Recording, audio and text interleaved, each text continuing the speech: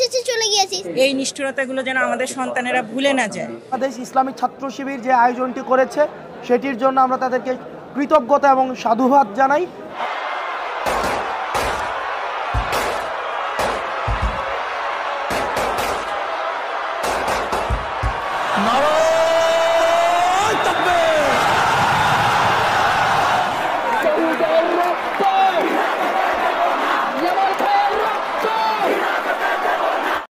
ফ্রেমবন্দি ৩৬ জুলাই অভ্যুত্থানের পূর্বাপর এই প্রতিপাদ্যকে সামনে রেখে ইসলামী ছাত্র শিবিরের আয়োজনে জাতীয় জাদুঘরে অনুষ্ঠিত হলো জুলাই গণহত্যার চিত্র প্রদর্শনী।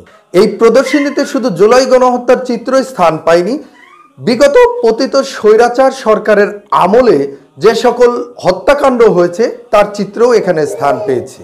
এই প্রদর্শনী দেখতে আসেন জুলাই বিপ্লবে শহীদ পরিবারের সদস্য, অংশগ্রহণকারী আহত সদস্য, বৈষম্য বিরোধী ছাত্র আন্দোলনের সমন্বয়ক, সহ সমন্বয়ক এবং এই বিপ্লবে অংশগ্রহণকারী সাধারণ শিক্ষার্থীরা।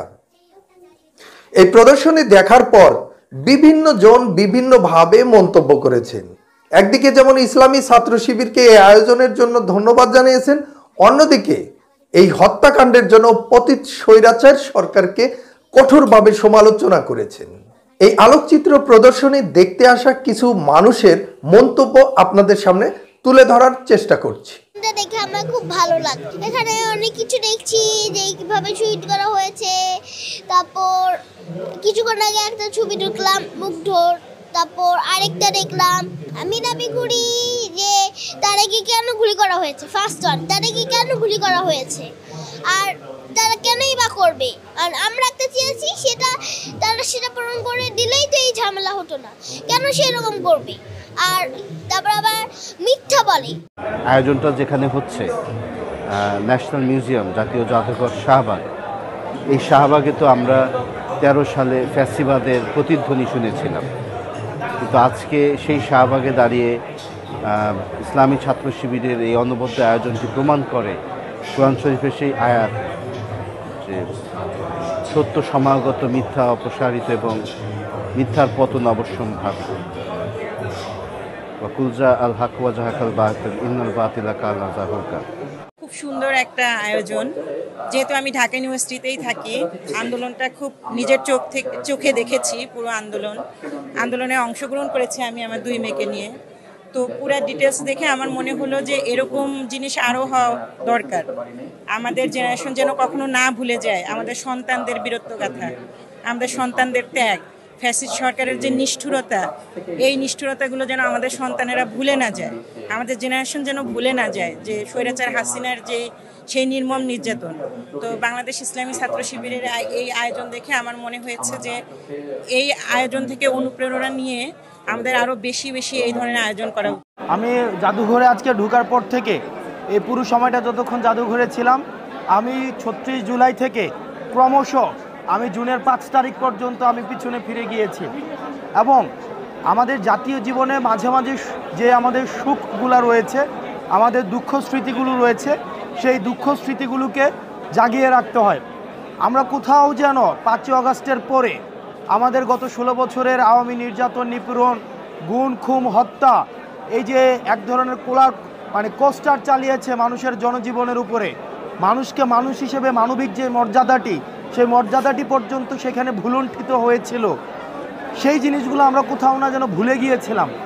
আমরা শুধুমাত্র ফোকাস করছিলাম বর্তমান এবং ভবিষ্যতে ফোকাস করার সাথে সাথে আমাদের অতীতের যে দুঃখ স্মৃতি সেগুলো আমাদেরকে মনে করতে হয় এবং মনে হওয়া উচিত, কারণ আমাদের দুঃখময় স্মৃতি আমাদের প্রশস্ত ভবিষ্যৎকে নিশ্চিত করে। সেই জায়গা থেকে বাংলাদেশ ইসলামী ছাত্র শিবির যে আয়োজনটি আজকে করেছে, গত 2 দিন ধরে ছিল এবং আমরা শুনেছি সেটি অব্যাহত থাকবে আরও কিছু 2-1 দিন। তো এটি আমাদের পুরো যে আমাদের জার্নিটা, এটি কিন্তু শুধুমাত্র 36 দিনের জার্নি ছিল না, এটি দীর্ঘ। আমরা যদি বলতে চাই, লগি বৈঠা থেকে শুরু করে 2009 সালের বিরাজনীতিকরণ, পরবর্তীতে আমরা দেখেছি শাপলা হত্যাকাণ্ড, আমরা দেখেছি সেখানে একটা মানুষের পরিচয় যদি শুধু শিবির হয় তাহলে তাকে মেরে ফেলা জায়েজ। আমরা দেখতাম যে আবরার ফায়াদকে যখন বুয়েটের হলে নির্যাতন করা হয়েছে, বিভিন্ন মেইন স্ট্রিমের গণমাধ্যমে আমরা দেখেছি যে শিবির সন্দেহ যে নির্যাতন, তার মানে কাউকে যখন শিবির সন্দেহ করা হতো তাকে নির্যাতন নিপীড়ন করাটা সেটা জায়েজ হয়ে যেত। আমাদের এই যে লম্বা একটা লড়াই এবং সংগ্রাম, সেটা হচ্ছে ফেসিবাদের বিরুদ্ধে, সেটার সচিত্র উপস্থাপন আজকে এই জাদুঘরে হয়েছে এবং যেটার মধ্য দিয়ে আমরা ফিরে ফিরে ফেসিবাদের যে ক্ষতগুলো, এই ক্ষতগুলো আমরা জাতির সামনে আমরা উপস্থাপন করব এবং আমরা সবাইকে আহ্বান করব যার যার জায়গা থেকে, যার যার পর্যায় থেকে আমরা যেন এই ফেসিবাদের সচিত্র, এই ক্ষতগুলোকে জাতির সামনে আমরা তুলে ধরি। চমৎকার একটা আয়োজন, মানে একই ছাদের নিচে আলাদা আলাদা কর্নার, এবং মানে প্রত্যেকটা কর্নারে গেলেই হচ্ছে যে মনে হচ্ছে যে আবার মানে রিভাইভ হচ্ছে সেই ৩৬শে জুলাই বা সেই জুলাই মাসটাতে ফিরে যাচ্ছি।